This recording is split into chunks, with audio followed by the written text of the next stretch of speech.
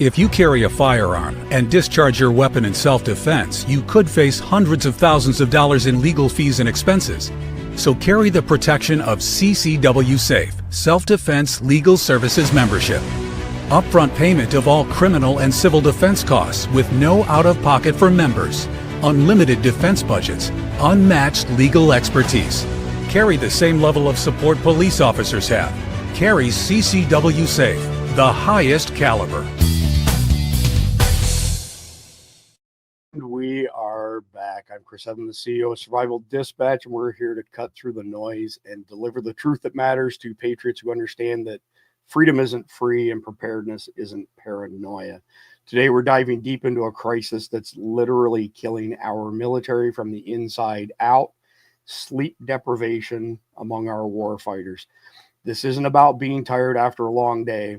This is about a systemic failure that's compromising our national defense, destroying our warriors, and putting Americans at risk. Before I get started, I want to remind y'all that we have a promotion going on our Guardian memberships right now. It ends tomorrow. $7.99 a month instead of $9.99 a month, or $75 a year instead of $95 a year. You get 2.5 months for free when you sign up annually. You get our daily sit reps. You get an invite to our Signal chat and a whole bunch of other stuff. $370 in the e-magazines is included as well. All right. So, fellow patriots and defenders of the Constitution, welcome to another No BS episode. If you're here, it means you understand that we're living in times that test the very foundation of what makes America great. You understand that while the mainstream media feeds you lies and distractions, real threats are growing both at home and abroad. And you understand that preparation, vigilance, and the courage to speak truth over power aren't just virtues, they're necessities for survival. So fasten your seatbelts. We are fixing to get started here. Boom. I'm joined by my good friend, Randy Nantz, Green Beret, combat injured vet. Our in-house Mad Bomber, Mike Sterling, 30-year master EOD tech. And our friend, Rob Sweetman, former Navy SEAL and sleep expert. Rob, you've been on Survival Dispatch News a few times, but go ahead and introduce yourself to our audience again, please. Thanks. I appreciate that. Originally born in Kansas, grew up in the Carolinas, and then joined the SEAL teams. I was a West Coast SEAL over at SEAL Team 7. Did some deployments, ended up in a special surveillance course that I taught, and I was medically retired. So I did 8 years of service. I still miss it, and I stay very deeply in touch with the SEAL teams, and I serve in a different capacity today. Now I'm a sleep scientist, and I'm happy to talk about why in the heck a Navy SEAL is a sleep scientist, but it's a pretty good story, has meaning. So it does, absolutely. I mean, you've essentially been on a mission to fix this crisis, for lack of a better term, watching, good men and women destroyed by a system that treats sleep as a weakness, essentially, rather than a tactical necessity that it actually is. And I get it. Like, these aren't just academic observations. All of you, all three of you for that matter, have been in the fight and understand what's required as far as your performance in the field is concerned. And, the more I read on your stuff, Rob, the more I realized, like, this is kind of strikes at the core of our national security. And then I find out by reading your stuff that the Pentagon knows all about this, but seems to be refusing to fix it. Maybe that changes now under Hegseth, but this has been going on for decades, and maybe not so much today, thanks to President Trump. But for many years, we've had these woke superiors, I guess, for lack of a better term, more interested in political correctness than, being combat ready. Or when you were on last time, I think the word of the night, Rob, was lethality being the goal. So it's essentially an epidemic of sleep deprivation, turning elite warfighters into, zombies. And, spec ops guys like yourself and Randy and Mike has been on plenty of missions of that type as well. I'd be really interested to hear what all of your perspectives on this. So, Rob, I'm going to turn it over to you to give us like the bottom line up front as far as the negative effects of sleep deprivation specific to military combat readiness. Thank you for the floor, Chris. This is a very important topic. And just in brief, I lost a friend to suicide in the SEAL teams, and that caused a cascading effect that led my life down this path of sleep science. And what I found was that the VA really doesn't have a ton of good answers. Not that there aren't good aspects of VA, and not that Doug Collins isn't doing a great job, or that the individuals who work there don't mean the best and they're working hard. It's just the system is flawed. A lot of it's bought and sold by pharmaceutical companies, and the answer is not going to be drugs. I think I remember a campaign, "Don't do drugs," growing up. I think that was by Dare, right? Now everyone does drugs, and it's totally normal. In fact, we just recently got over the opioid epidemic, and I think that we're going to have a benzo and non-benzo epidemic revealed very soon. It is disgusting the way that we're treated. But in terms of, we can break this down into several different aspects. The first aspect is there a red or green no-go go criteria for an individual who is active duty serving in the capacity of a warfighter? And I would say that in terms of, let's use the example of jigger to trigger rules, right? You're not allowed to drink alcohol and go shoot. That's bad. You shouldn't do that. You also shouldn't drive a car after drinking, especially if you're drunk. In fact, there's rules that say, hey, you got to have 8 hours after your last drink before you show up for a movement or a muster. So if you were to show up to work in the military, whether you're on deployment, training, in garrison, whatever, drunk, you would probably, in the Navy, you'd go to captain's mast, but you would be subject to NJP, right? That means that you would have a non-judicial punishment based on your behaviors and your actions. However, here's the catch. If we have sleep deprivation, which means that we've been awake for a long time, we can map that. Naval Postgraduate School has a free online chart that shows you all the research that they've done to link the relationship between cognition from blood alcohol content to cognition from sleep deprivation. And basically what they're saying is after you've been awake for 20 hours, you're a 0.08.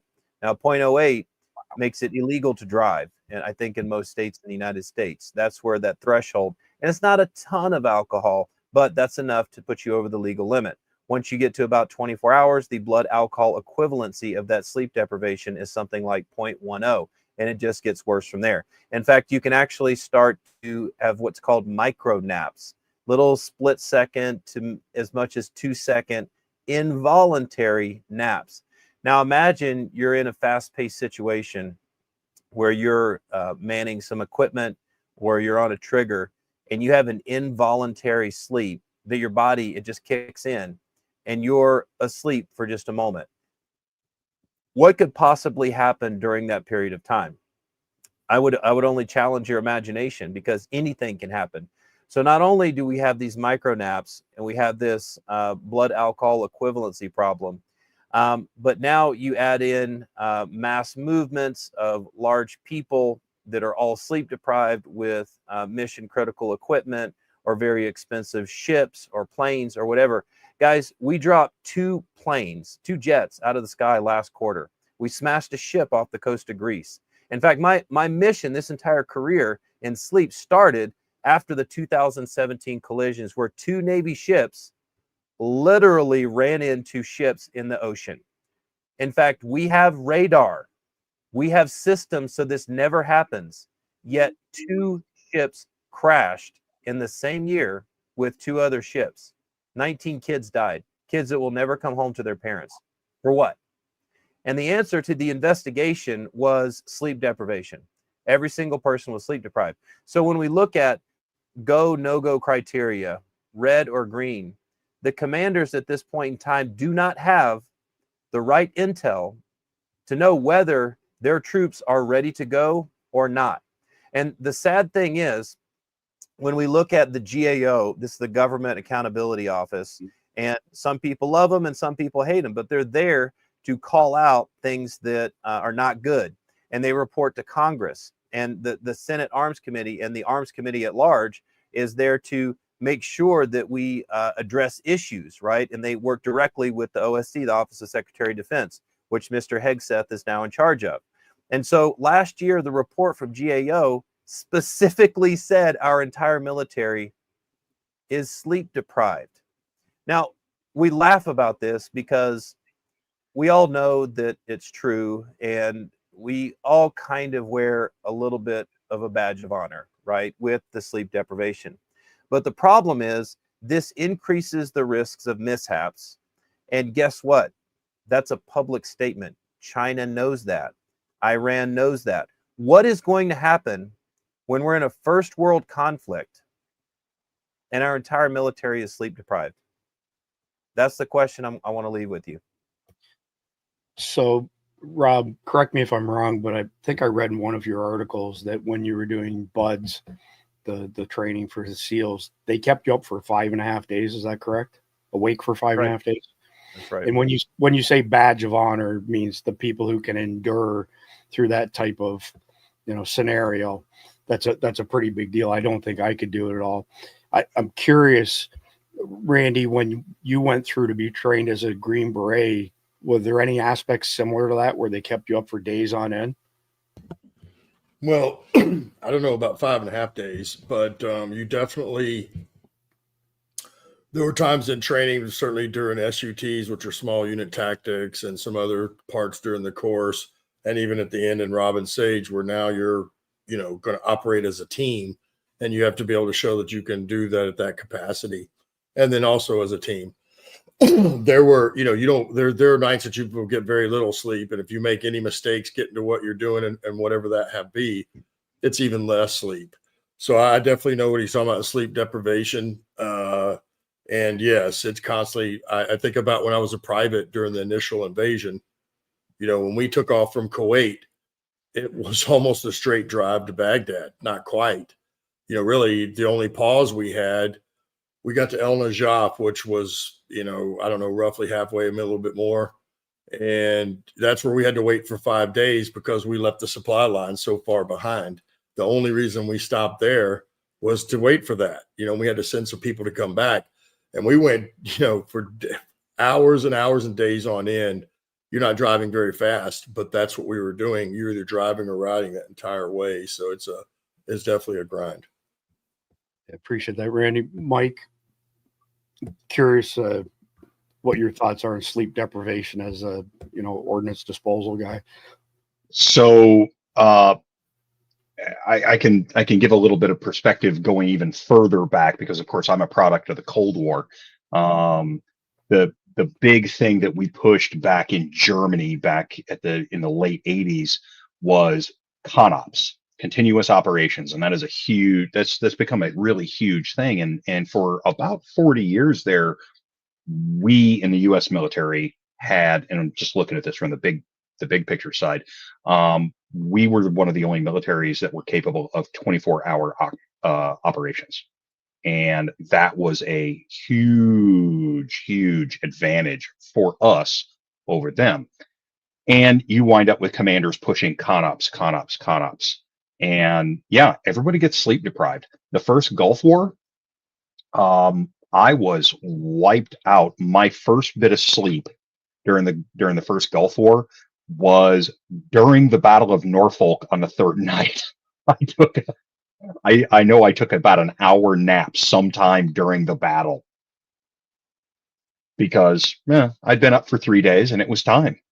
And we just kind of all rotated into that one middle position so that, one of us could get a little bit of sleep for just a couple of minutes. But yeah, I mean, when you're up 3 days at a time, after you're really, really tired, and then you start to not care on that third day. And then after that 72-hour point, that's when you start seeing stuff and you start hearing stuff and you start getting the little ghosties in the corners of your eyes, especially if you're wearing night vision. That was definitely a big thing in Afghanistan. You start seeing little things dancing across your nods and you're like, what the hell's going on? Yeah. It's terrible for you, and you've got a bunch of 19-year-olds that are cranked up on caffeine because it's the Rip It War, and and you've all got automatic weapons and high explosives. That's no good. And then trying to work IEDs, trying to deal with IEDs while people are shooting at you and you're heavily sleep deprived. That's bad news. I actually started having to enforce a crew rest cycle with my people because one of us was going to get killed, and I wasn't going to have any more casualties than I'd already had in my crew. Man, that's incredible, Mike. So I'm going to pull up an article here that Rob recently published, the weaponization of wellness, what they never taught us about recovery. And I don't want to do any disservice to this article. It's very well written, Rob. I'd like you to speak to this, and then Randy and Mike, by all means, will get your feedback as well. Yeah, thank you. So we've already talked about a little bit of it. What this article highlights, which I encourage everybody to go to Havoc Journal and check out the journal in general, but definitely this article. And by the way, I want to say one thing to all of our listeners. If you're a patriot and you believe in some of the stuff that we're going to be talking about today, I've got a petition and an initiative going on at www.sleepgenius.com/DOD. Now, Sleep Genius is spelled SLEEPGENI.US. It's a play on words. So anyways, there's lots of information out there. So with this article, moreover, just the instantaneous impact of sleep deprivation, but also we talk a little bit about the long-term effect of a career of sleep deprivation. And in fact, what ends up happening is a tremendous amount of damage on our endocrine system, as well as our psyche, as well as our brain recovery, and the formation of post-traumatic stress, these recurring cyclical thoughts pertaining to trauma are more prevalent if we're sleep deprived. That's just a fact. And then also with the brain recovery, when we're looking at traumatic brain injury from blast exposure, which can be RPGs, it can be a 50 cal, as well as slap charges that we used to put. I'll leave that expertise to our EOD. But if you have a traumatic brain injury, you have no chance of self-healing the brain if you're not able to get into deep sleep.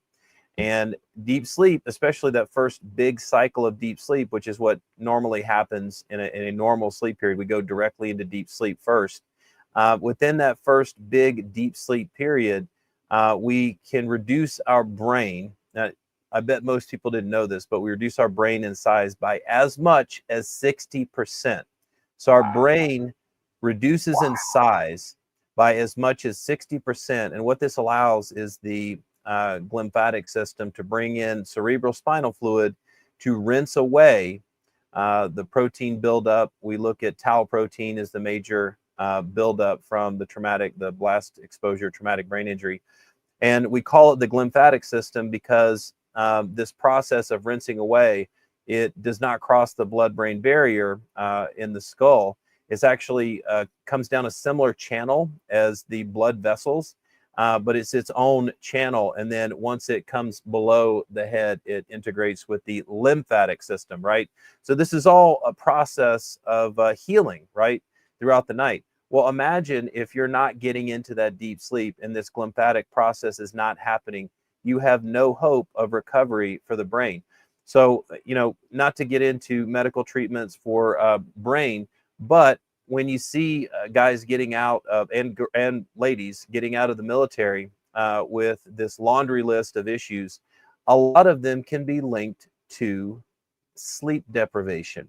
And so I don't just want to paint a dystopian picture here, okay? The GAO report came out. It echoes the RAND report on sleep back in 2015. It's been some time, no improvement. But the most important thing here is that there is hope, right? We have Mr. Hegseth in office. He's young, he's vibrant, he's thinking outside the box. He's not politically tied to any group that's going to sway his decision. He's making good, on the ground calls. And look, nobody's perfect, but I think he's doing a really good job, and this is exactly what we need. And this is our chance. This is our hope. Between Bobby Kennedy and Mr. Hegseth, we could potentially make a huge impact on this very vital issue that I'm talking about, which is sleep. What we like to call it is weaponizing wellness for the warfighter, right? It's a nice play on words to lead into the #1 goal of Mr. Hegseth, who leads our military, which is lethality. That's the word we started this conversation with. So how can you be lethal if you're sleep deprived? Now, I get it. You can give any monkey a gun and he can pull the trigger, but to kill with precision is absolutely critical. The more and more we get cameras and optics on things that are going on downrange, the more mistakes will be exposed. And we cannot, even if it is the enemy, we cannot accept an accidental death because someone is so sleep deprived that they pulled the trigger at the wrong time. We can do better. But more importantly, what I want to look at is readiness. Okay. Are we ready? And if the answer is we're willfully sleep deprived, then we are not ready, right?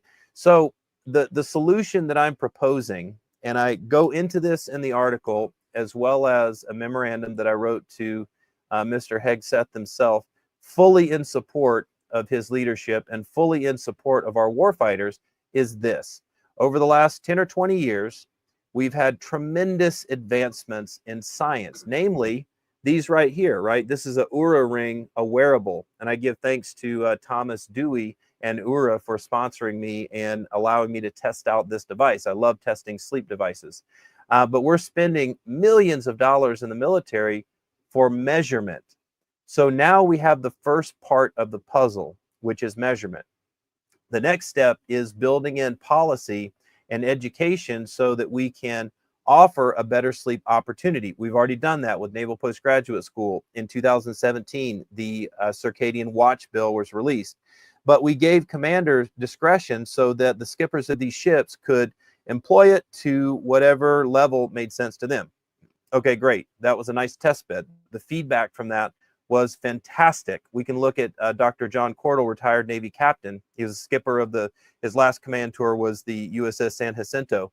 He has been pushing the envelope for so long, he can tell you that the crew rest from the Circadian Watch Bill changed everyone's mood and sharpness overnight. Now, the common complaint that we hear is, well, we got to train for war. We get to train like we're going to fight at war, or whatever the saying is. That is absolutely true. We have to train as if we're going to war. But the thing that I want to highlight here, okay, is that I am not just one of the scientists on the side saying, look at this, everyone needs to get 8 hours of sleep. That's the recommendation. Yes, that's the recommendation. But let's be real, people, okay? If you are going to war, you will sleep deprive. To complete the mission, you will sleep deprive. In fact, in training operations, you will sleep deprive. But where I draw the line is that when you're back in garrison, there is absolutely no excuse to willfully sleep deprive. And if you're doing that, you're putting your team at risk. That's all there is to it. And if you feel like you can't get into a positive sleep routine, now we're talking. Now we've got education, we've got resources. But if it's the command and the policy and the climate within the command that's not allowing for that sleep, okay, now that's something we can work on at the policy level. However, there are a lot of different things, starting from Total Force Fitness. The GAO finally called out sleep-wake cycles. Literally, we have an instruction at the Office of Secretary of Defense saying we must address sleep-wake cycles. So these requirements are in place. We have lots of tools. We have lots of advancements. The last 10 or 20 years, I can't take credit for that. The beautiful scientists that have been doing this work for that amount of time deserve all the credit. I just want to empower all of those people that have the great solutions on their desk right now, and we need to form a leadership structure that breaks them out of their silos and allows this to be normal for our military. Our military can do better. I don't want to see another GAO report when we're not at war with a first world enemy. We're not. Why are we sleep deprived at this time? If this is the best we can do under these conditions, what is going to happen if we go to war with a first world adversary. I worry we can do better. Yeah, it's a fascinating subject, Rob. I want to get Randy and Mike's input, but I put a question up on screen here from Aaron James, and it's above my pay grade, and I was wondering maybe you could ponder it while Mike and Randy are weighing in. He's added some additional comments as well with regards to blood pressure and other things being out of line. But Randy, I want to come to you as far as this is concerned. So were you, when you were deployed in, say, a combat type situation, I'm sure that what Rob's saying is you end up being sleep deprived. Did you feel that you were, dropping off performance wise, or did you see others who were dropping off performance wise by chance? The best example I have would be the 3 weeks of combat during the initial invasion of Iraq. That was a constant move and a constant fight. Yeah, the sleep deprivation, man, there is no description. We got very little sleep during that entire 3 weeks. Wow. That's the truth of the matter, and sure. Yeah. At some point, I like what Mike said, because I had coffee and everything else. You could get any kind of caffeine or anything, because now there's no PXs. We didn't have, this isn't like you could just walk on up to the PX or BX, either one, and buy stuff. That didn't, so anything to help you stay awake, because at this point you're like a live wire. But then you would hit moments after days where you would just shut down. Sooner or later, I saw his 16 days. I've never heard of that. I didn't think it was possible either. When Rob was not without a psychic break. Yeah. Or I was talking about 5.5 days. And Mike was correct. About 3 days, after 3 days, you start seeing stuff, you know what I mean? And, but I did, you still have moments of that in the training. And then certainly going back over and deploying with group, when you do follow on ops, was the same thing. You kind of do the same exact thing, because you go out on one thing and sometimes that's the end, but more than not, you find something that leads to something else. And then you just keep going. And then eventually you have to turn everybody in. That takes hours. So by the time you get back, it's well into the next day or so, or two, depending on where you were. And I understand, where the culture came from, because as combat goes back as far as it goes, there were long periods of time. And even today with our deployments, when you're deployed, there are long periods of time that you are doing things and you don't get sleep. But I think Rob's right. You shouldn't practice that. That's not something you need to practice to be good at. If you're fully rested, you'll be perfectly fine when you're tired, when you get to that point. So that's my thoughts on it. I think everything he said was spot on. Thanks. So, Mike, before I come to you, I just want to read a short quote from Rob. "We trained to be machines, deadly, focused, relentless. We were told to sleep when we were dead. And most of us took that mindset straight into war. Some of us brought it back home, buried it deep, and kept grinding until the wheels came off." I'm curious if you have anything to add to that, number one, but number two, because you're a history buff, what were the circumstances like in World War II, for example, for our troops, as far as being on the front line, sleep deprived, and all of this lack of, the decrease in performance? So I was trying to find it on my phone. I was going to send it to you. Back at the EOD school at Indian Head, we used to have so one of the instructors had a big picture of Conan up there, and it said, "Time enough for sleep in the grave." And yeah, so many of those guys live that. Now, one of the biggest things, and this really, really hit home with me. Yes, you're absolutely right. When we're in combat, yes, you're going to be sleep deprived. Should you train to understand how to be sleep deprived? Absolutely. But when you're in garrison, you're not doing these sort of things. There's no excuse to be sleep deprived. And the one thing that really always just irked the crap out of me, and all three of us have seen it, was those NCOs that use sleep deprivation as a tool. And I absolutely despise that specific guy every time I would see him, no matter what his name was. Those guys made me nuts. Now, let's go back to sleep deprivation in military history. So anytime, just about any time, a small Western military force, this was very common with the British, but a lot of the colonial powers during the 16 to 1900s. If you're fighting in Asia, you're fighting in Africa, you're fighting in South America, take your pick. You're always outnumbered, right? Because we always train to fight outnumbered, always, because it's just a thing. So going back, like the British during the like the Zulu Wars and stuff, or if you're looking at the Sudan War, with the Mahdists, you're outnumbered 10-1.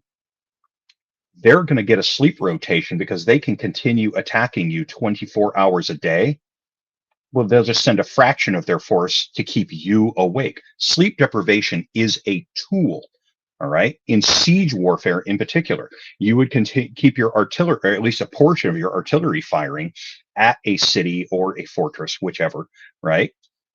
Or you would fire arrows, or you would do whatever you needed to do to keep them awake all the time while you rotate your people through sleep.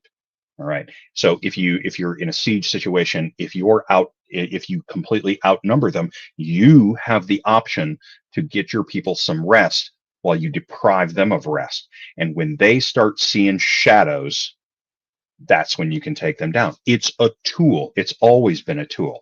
And yes, the US military in World War II and in Korea really said, okay, look, we've got to do something about this. Because we're constantly fighting continuous operations 24/7. You've got to figure out a way to deal with that. You've got to put a certain quantity of your people's heads down if you can. But if you're under a constant barrage by your enemy, that's their tool. That's the reason that they're doing that, is to get you into that position. Interesting. I don't know if you can answer this question or not, Mike, but it's something that just popped into my head. So, Second World War, Germany had to create a lot of stuff in a synthetic manner because they no longer had the supplies for the previous way of getting certain things, like testosterone, for example, prior to World War II, was harvested from cadavers, and the Germans figured out how to create it synthetically. And the goal was to have troops that could march 100 miles nonstop with 100 miles on their back, so to speak. And I don't know if that was the real goal, but that was kind of, the metaphor that they were setting. And I've heard plenty of stories from guys from the GWAT stuff in the Middle East that they shot these bad guys like AQ and whoever running at them multiple times, and they just wouldn't stop because they were so jacked up on drugs. We've got one story coming up towards the end of the broadcast on, I can't remember what it was, some sort of amphetamine. But have we done a question for all three of you? Has anything been offered to our troops that can be publicly verified as far as jacking our guys up with drugs? The get over the hill pill. Both of you guys had E&E kits. It's in there. Yeah. We, during the GWAT, we ran on caffeine. And during World War II, the German army ran on a synthetic amphetamine. Okay. Pretty much the entire war. It was the background or the backbone of the Blitzkrieg concept. So they could go 3-4 days at a time. Just take another pill. You'll be good, Herr Kampf. So, Rob, back to you. I'm curious if you have anything to add to Aaron's questions and comments after that.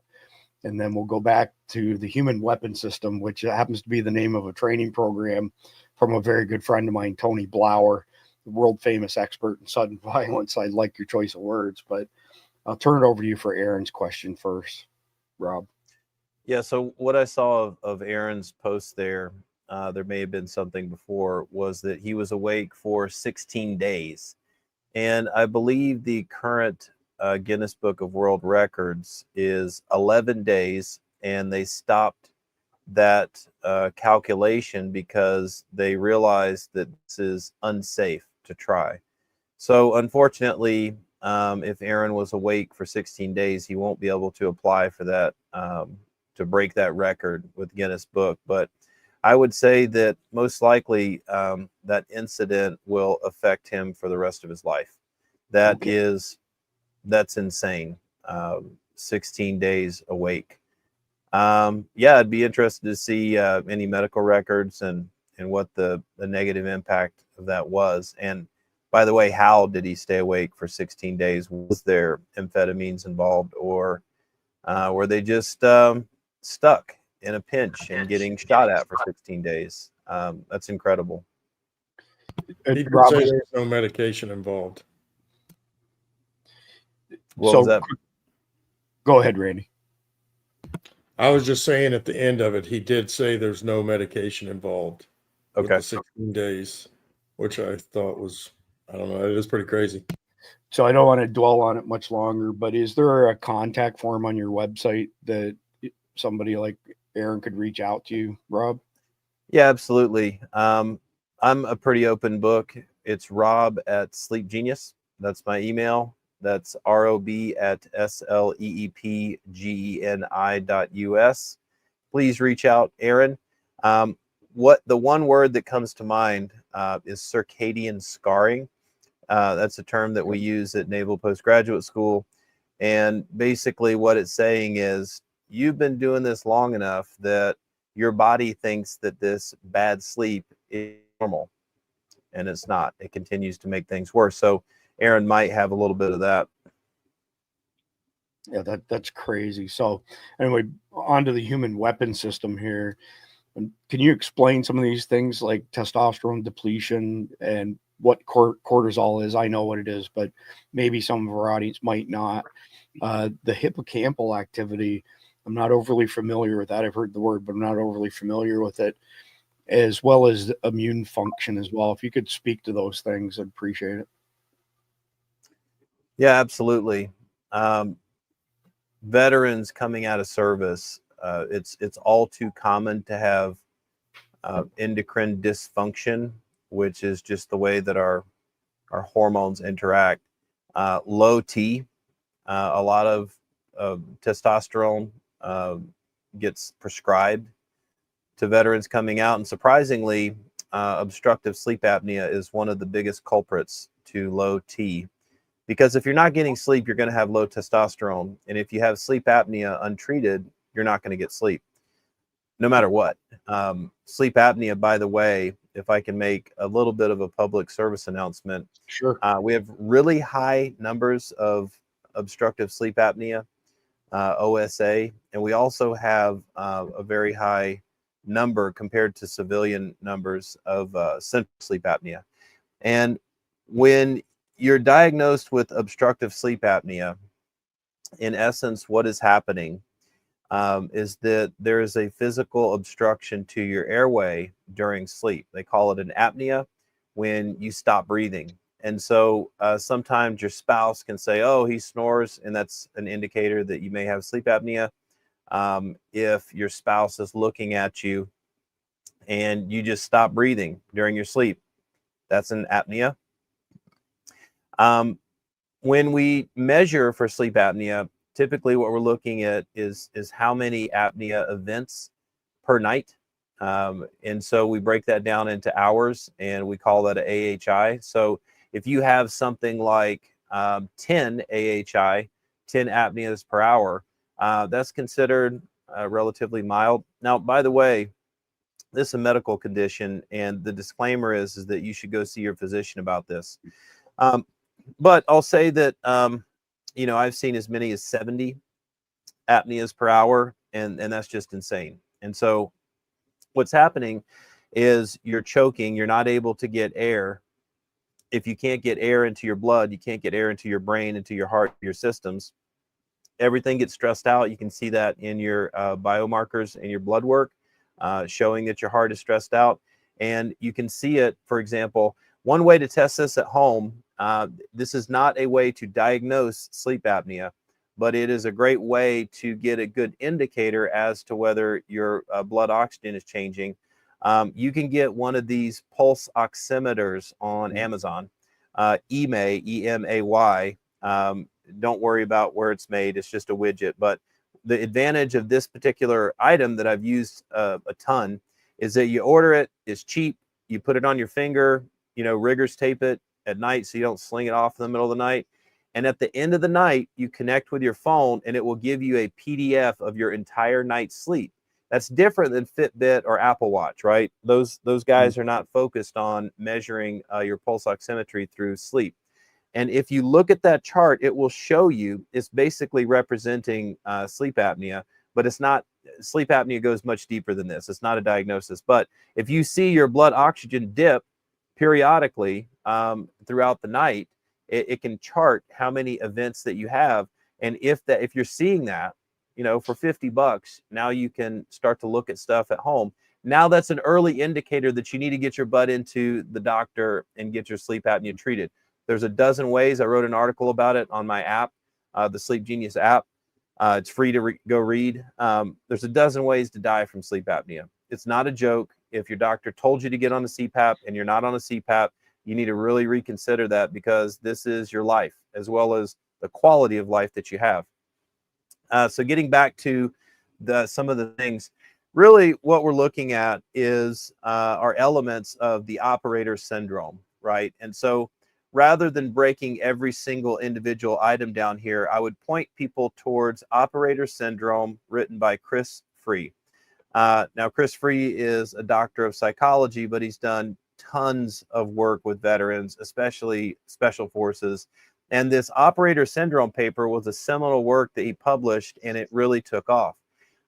Now, since then, he's written a book about the topic, but he goes into all these different issues that we see with veterans.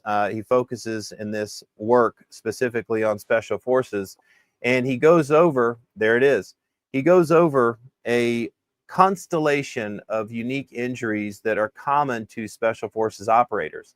And when they get out, here's what happens. I went through the same process, and maybe you guys did too. You go to the VA, there's a doc for every single disabling condition that you're trying to get rated for the VA. Every bump, bang, screws on your outtake, you go to see a different doctor. It's orthopedic, you see a different doctor. It's mental health, you go see a different doctor. And those doctors have a very rudimentary scale on how they're rating the severity of your situation. And most likely, they're just going to give you a pill. If you're lucky, you get some type of a therapy. And if they love you and you have a lot of resources at your VA, you might get into some type of a holistic healing, which is the best, right? But none of those doctors really talk to each other. And I don't really think there's a lot of oversight on drug interaction. And so what ends up happening is all of these different injuries that you have, both hidden and visible, each get their own little drug. You get a basket of pills as you leave the VA, and it destroys your life. There's so many side effects. So what the operator syndrome is doing, and what I carefully highlighted in this paper just briefly, is that there's some pretty big things that are going on.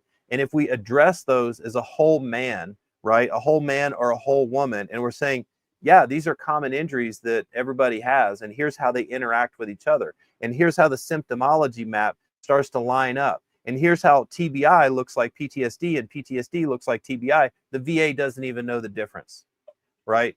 So we have to take a little bit of responsibility in our own self-care and not just rely on the doctors, because there's a lot of stuff that we can work on our own. I'm not saying that we can heal everything, but if we only rely on the VA, then what's going to end up happening is we're going to be on a lot of drugs. And that's not the answer. It never has been, never will be. So some of the things that I outline in this paper and are in alignment with the RAND report back from 2015 is that sleep will cause these endocrine functions. You're at high risk for hypertension, the development of cancer, heart disease. In fact, all-cause mortality is related to sleep quality. So if you're getting bad sleep and you think it's funny because you're tougher than the guy next to you, listen, I work with a lot of 20, 30-year veterans, and also with some of the first responders who've done equally as much time. And I got to tell you, it's not so funny on the back end. And the one thing that I see with healthy individuals, they do come from time and again, is that they were able to maintain good sleep, good nutrition, and a positive exercise mentality. If you think that you don't need to sleep, you're going to suffer later. And it's terrible. All those things that I listed, all of this stuff is very well documented. Just a little bit of research and you can find out just how dark the future is for someone who is sleep depriving. Rob, I just had an attorney on who's a veteran, combat deployed veteran, still in the National Guard. He's got an amazing resume. And next to the Bible, he said that the PDR is the most read book in the world. So the physician's desktop reference. And the connection is basically what you just said, is that you go see this doctor, they pull up the PDR, they punch in your systems, and they say, okay, I'm going to write you a script for X, Y, and Z. And away you go. It's definitely a thing for sure. Randy, I want to come back to you here on this. And I mean, Rob's dropped a tremendous amount of insight on us here, but I'm curious what your sleep patterns were like before you were deployed and after you were deployed. Now, obviously you had physical injuries that are part of it as well. And then Mike, same question for you as well, since you were, active for so many years, but you can take a swing at it first, Randy. I'll say, as time's gone by, I sleep better, of course. But honestly, I never have gone back to sleeping like I did before my first deployment. To this day, I've never, like, if there's any noise anywhere, I wake up. And it doesn't have to be a loud noise. It's only right after I go to sleep, probably like Rob mentioned, because you go into deep sleep first. Those first couple hours I went to sleep, I might sleep through something, but after that, anything, it'll wake me up. So I've never gone back to it. And I used to sleep like a rock, man. I could sleep till noon if I wanted to. That never happens now, and I couldn't sleep there if I wanted to that late. And I definitely sleep a lot lighter. I was looking, Rob, you were talking about that oxygen. I don't guess the Whoop tracks it either, does it? The oxygen level through the night. Whoop is a very good product. They have the 4.0 out now, and they have coaching and insights. But they do change their algorithm, and so recently everyone's sleep is better, and that's just messed up because the gold standard is not to modify, and Whoop is not the gold standard. The gold standard is clinical polysomnography, but the Whoop does a really good job. And they have defended themselves against fakes, like Amazon put out a fake Whoop and tried to steal their market share. But their team and their cohesion and their coaching process and the way that they do business just ran right over that. Wasn't even a blip on their screen, to my knowledge. So they do a really good job. There is a subscription fee, as you know, associated with that. And so I don't have inside information as to a full night pulse ox. I know that they're capable of doing it, but whether or not they can give you a PDF printout of start of sleep, end of sleep, your entire pulse oximetry, as well as heart rate on one chart where they show the anomalies based on a 3 to 4% modifiable threshold, that's what this device can do. And I don't mean to over device people because the Whoop is great, but the device that I recommended is like $50, one-time purchase, and it is clear, crystal clear. It's crystal clear. When you get the report the next morning, here it is. Bring it to your doctor. Yeah, I would agree. I like the Whoop. It's the best product, but I was looking. It gives you a Vox, but it's just a score basically. There's Normally, there's not a hour by hour throughout the night how the graph, like they've got some for your heart rate in a couple hours. So it'd be nice if they could add that, but. These higher end Garmin watches are pretty good for pulse ox. I've compared it to a finger unit. It's been pretty much on the money. The downside to it with the Garmin watches is that accuracy comes at a cost, which is battery. When you have pulse ox readings happening frequently through a Garmin watch, it chews the battery up in no time at all. But Mike, I'd like to have you answer the exact same question. Oh man. So yeah, when I was a kid, just like Randy, man, I sleep 12 hours, no problem, man. Easy day. God, the sleep of the innocent, But, I think the one big thing that really started messing with me was when I started getting TBIs. And, EOD techs, we tend to collect TBIs like, their badges of honor back in the day. And the more that you get, you know, and the more tinnitus that you have going, and it makes it tough. It makes it really, really tough. And then when the global war on terror started, and we were doing back to back to back to back deployments over to Asia and Africa, it was just, you know, you were so far into it. And then it got all the way to the point where my last deployment, probably my last year that I was, well, year and a half that I was over there, because I was there for 26 months. That last year and a half, I was sleeping 8 to 10 hours a week, and you know that's just unhealthy. Wow. Yeah. The problem was I brought it home with me because I wasn't able to bring it down. I wasn't able to relax out, and Rob was talking about this previously, where it becomes a self-licking lollipop as you go through, and the TBIs and the tinnitus and everything like that, they keep you from sleeping. But keeping from sleeping keeps you from healing any of the TBI components or any of the tinnitus or anything like that. And so one without the other, and then you start looking for any way to sleep, and it's alcohol, and it's the drugs that the VA tries to hand you by the 5-gallon bucket. And I walked away from all those. I'm just like, look, I can't do these. I can't do this stuff. And the VA is still trying to hand me drugs, and I'm like, no, I can't do it. Probably one of the biggest things that helped me. I moved out into the country where it's quiet. Yep. And I had a good dog that I felt safe around. That was a big thing, was to be able to feel safe again. And that, and I also got rid of my second wife. That helped, because I felt a lot safer with her gone. So but because all she wanted was the life insurance. But so you've got to find a way. You've got to break that cycle, and it's a cycle, and it leads to suicide in a lot of guys, especially in my field. We lost a lot of guys in military EOD during the global war on terror, mostly in Iraq. We lost a lot of guys, more guys than we lost in World War II in the bomb disposal field. Wow. We've lost more than that to suicide back home.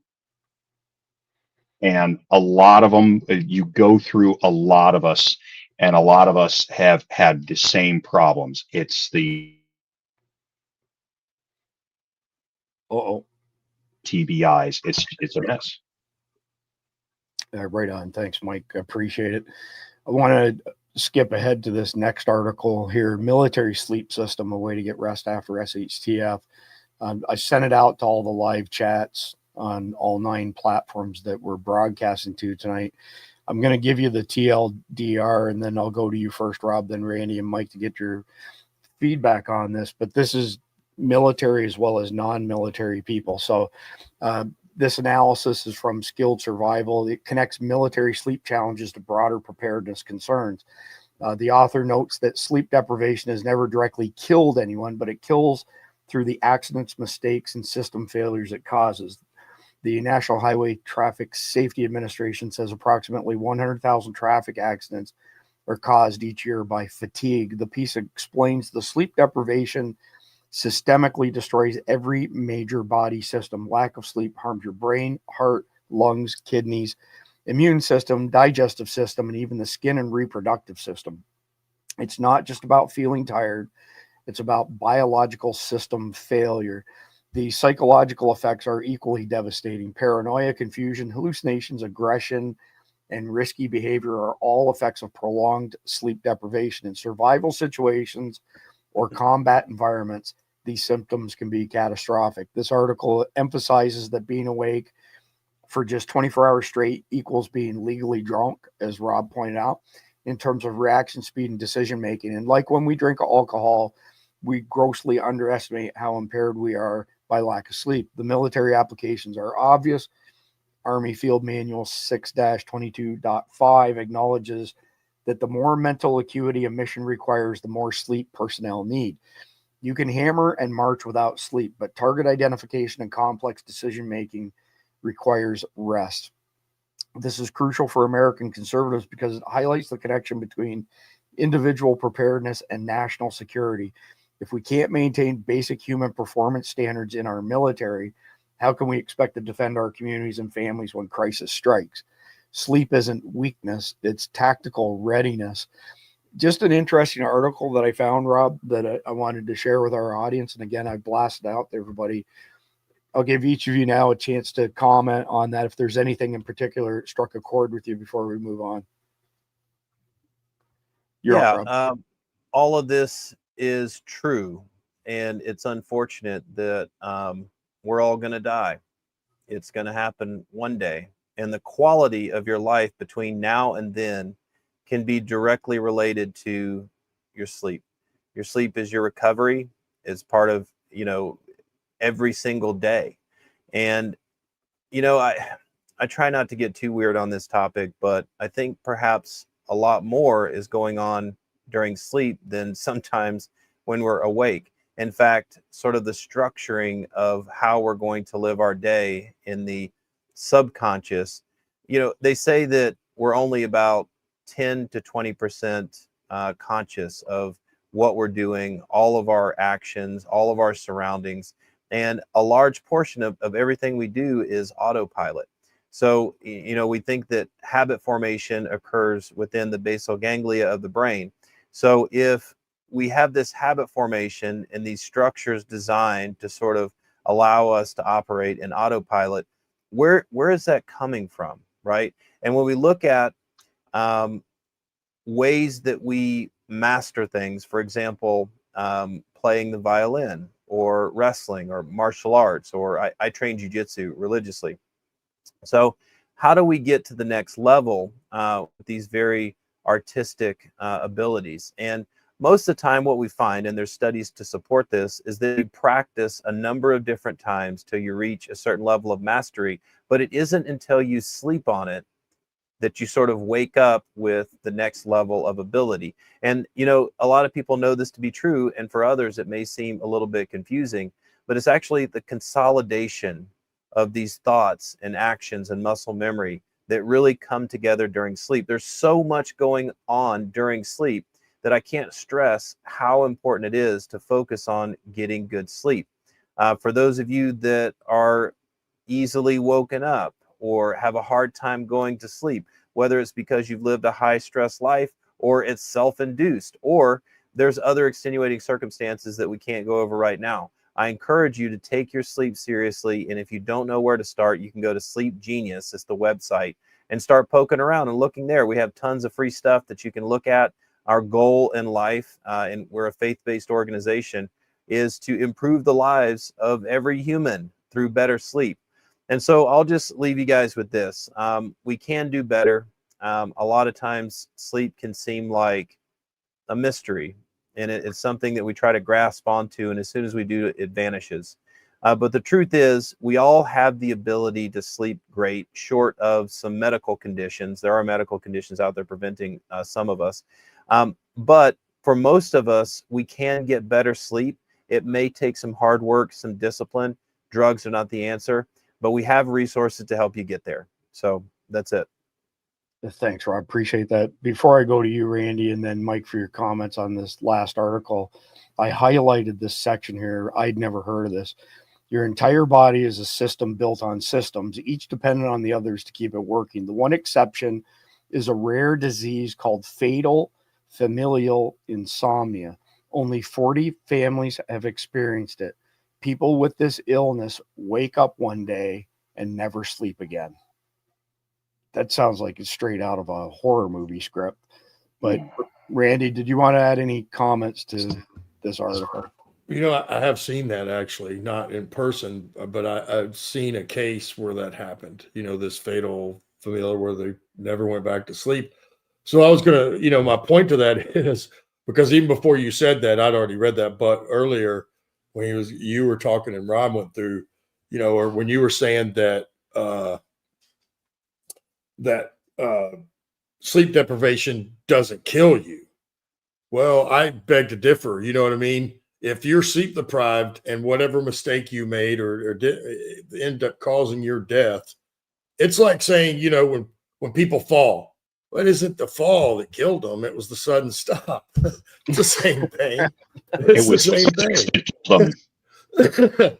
If you're sleep deprived and you make a mistake, whether you're driving or you're in combat and it gets you killed and other people's killed, it was because you were sleep deprived. That's the reason. And so, you know, that was my thoughts on it. I think I wasn't sure exactly what this whole article was about or what the system is, but you know, sleeping is that important. I mean, some of the stuff that Mike's talked about here earlier and some of the stuff I've talked about and sort of what Rob has highlighted all that. You know what I mean? Mike's case was exactly as he's told, you know, that he went so long that he couldn't even come back down. And when that happens, you're definitely not healing. Your brain is not able to go to sleep, and that's where the healing takes place, and that's where the processing of information takes place. And if your brain isn't doing that, you're gonna, well, hit a spot where, you know, then you're gonna wind up like me. That's right. You're gonna end up like Mike, and we've all heard cases of that. Mike's not the only one. There's been a bunch of people that happened to. So that was my addition. Well, it's interesting that you made those comments as far as, you know, it's semantics, whether or not it killed you or not. Take this guy, for example. Peter Tripp stayed awake for 201 hours for a radio stunt. He experienced hallucinations starting on day 3, which Mike touched on earlier, and Rob, that moved into legitimate psychosis. He exhibited constant psychological and personal problems for the rest of his life after 8 days on the radio. That is just, that's your brain and subconscious doesn't forget, right? Mm-hmm. It doesn't know the difference of whether you're joking or you're being real. That's what PTSD kind of is, but this is on the same thing.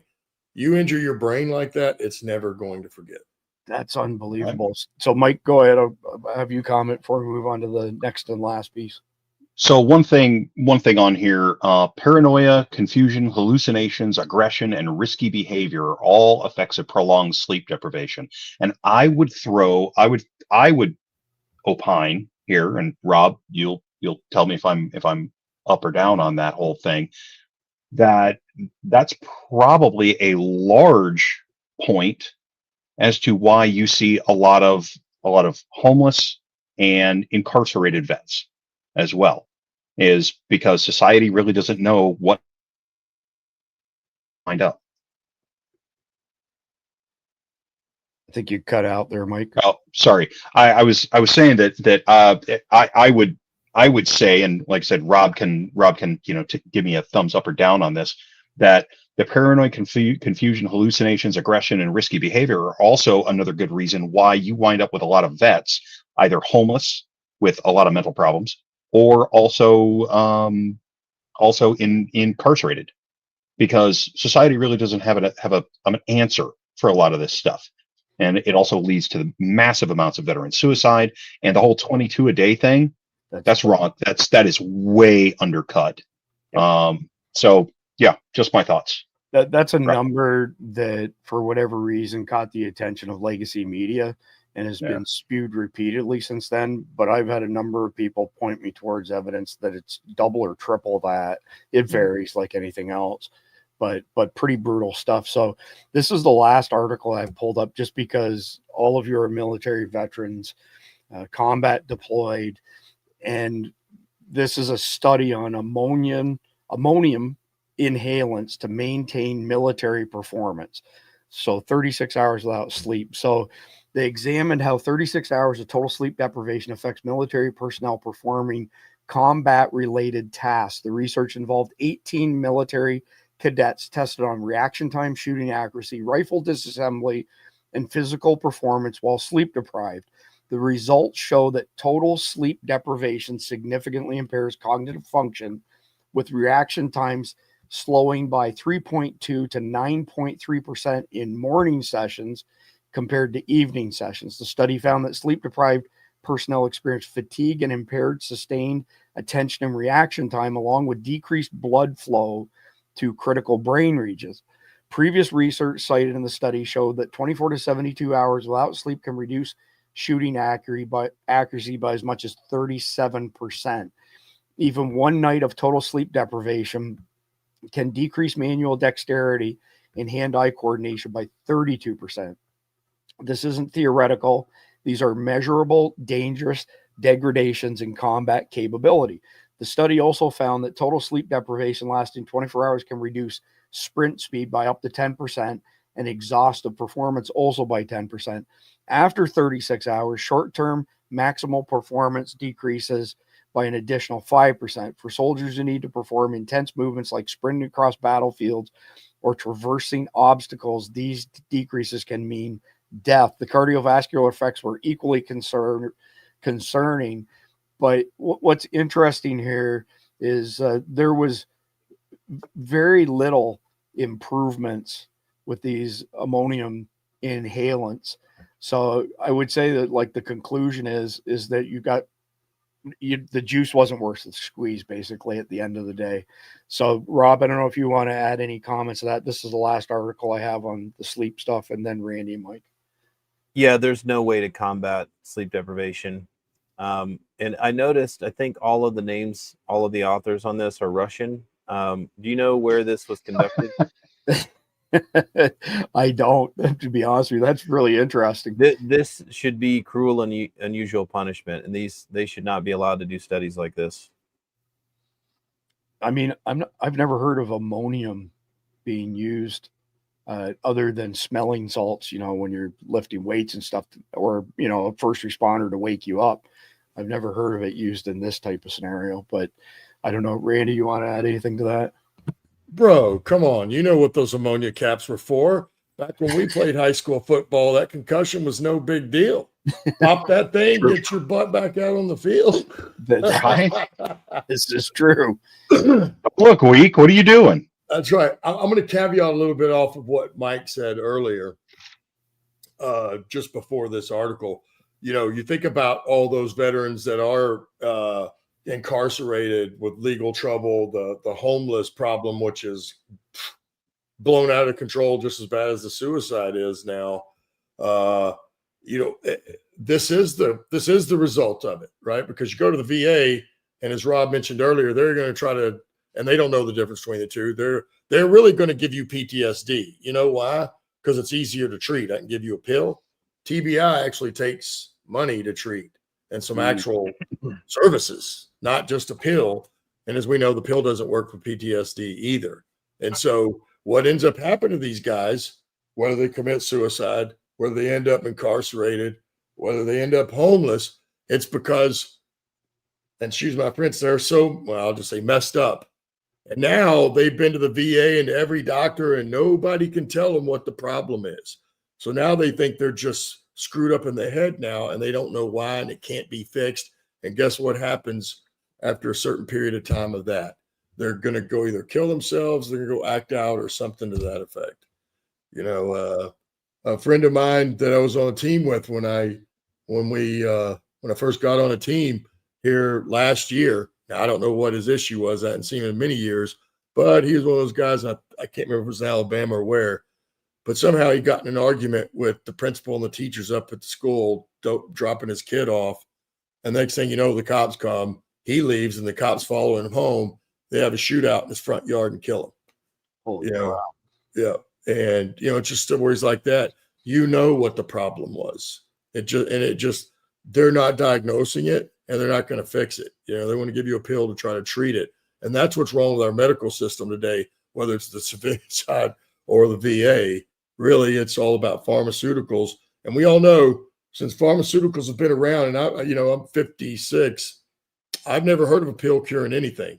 I've heard of pills somewhat treating some stuff, but I've never heard of a pill that they've developed that's cured anything yet. So, it's the pills and pharmaceuticals is definitely not the answer by any stretch, because even all of those, whether it be for sleep, and certainly all the ones that are for, any kind of mental health, all those psychomeds, that you just got to ask yourself, why do every one of them have the same side effects? Can't we make a pill for them that doesn't have a side effect that you want to kill yourself after you take this? Somebody recently made a comment on this on our podcast. You have to forgive me. I can't remember who it was. but they said, 100 years ago, we didn't have any of these pills or drugs, and we got along just fine for thousands of years. But now all of a sudden we need all of these drugs just to survive. It was a pretty interesting way of putting it. Mike, I'm going to come to you just after like a few quick points here, and then Rob give you a kick at it as well. But I wanted to kind of do my best to summarize the takeaways from today's discussion. So you probably notice I've been taking notes here.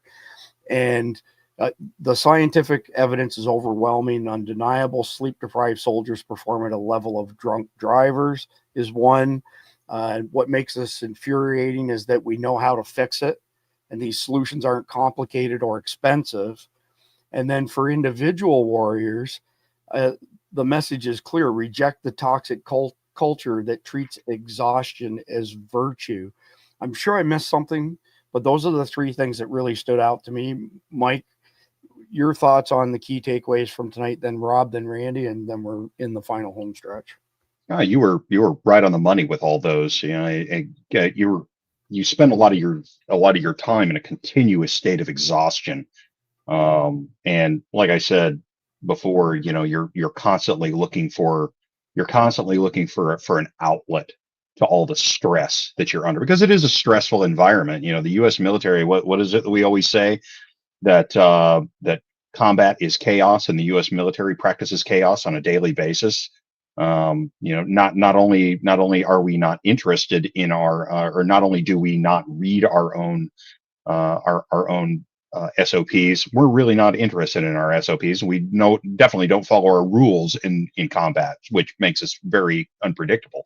But yeah, in garrison, you're sleep deprived most of the time, unfortunately, because you've got all kinds of other stupid things going on. And let's face it, there's a huge quantity of those that are just make work things. Even all the way over into EOD, you wind up with a mountain of reports that you'd be sitting there just going, really, I have to write 5 reports that all say the same thing. They're just all going to different agencies. I wasn't going to sleep tonight anyway. No, that's cool. So, yeah, and that's just the way you wind up. And again, yes, you're absolutely right. It's an environment where they treat exhaustion as a virtue.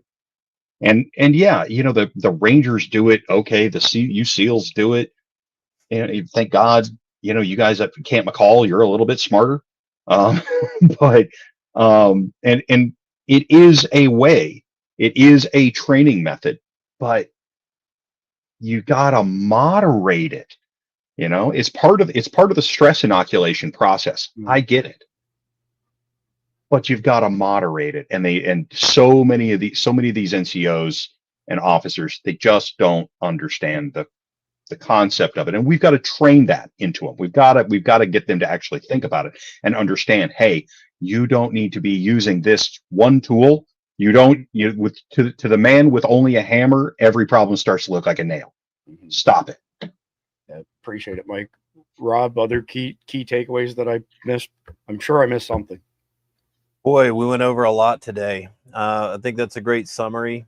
I just want to leave our audience with these thoughts that we can do better. We're suffering in the military. We're suffering in first response.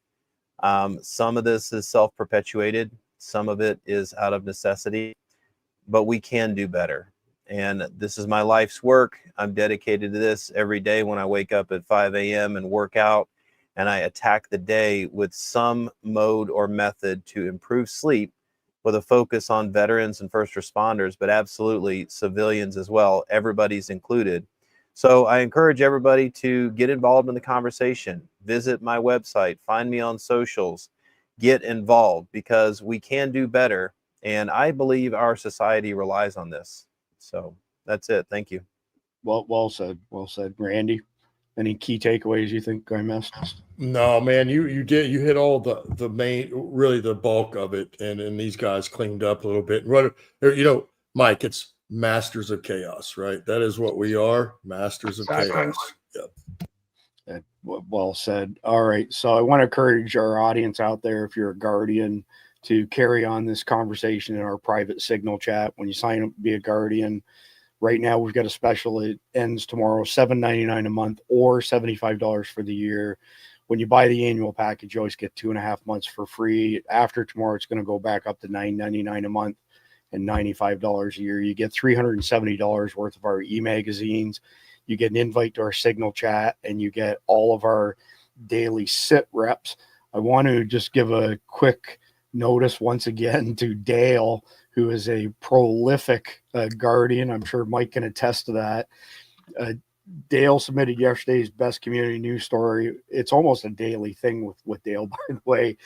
And this is about the manager's amendment to the One Big Beautiful Bill that now includes the Hearing Protection Act, fully removing suppressors from the NFA, meaning no tax stamp, walk into the store, buy a can off the shelf, and walk out the door with it. And hopefully it passes the Senate, because it'll definitely get Trump's signature. And here's just a little piece of crappy news that goes with this. SilencerCentral.com gave a significant amount of money to a number of rhinos and asked them to vote to take the $200 tax stamp off, but please leave the suppressors on the NFA because our business model is predicated on it. So my advice is do the research.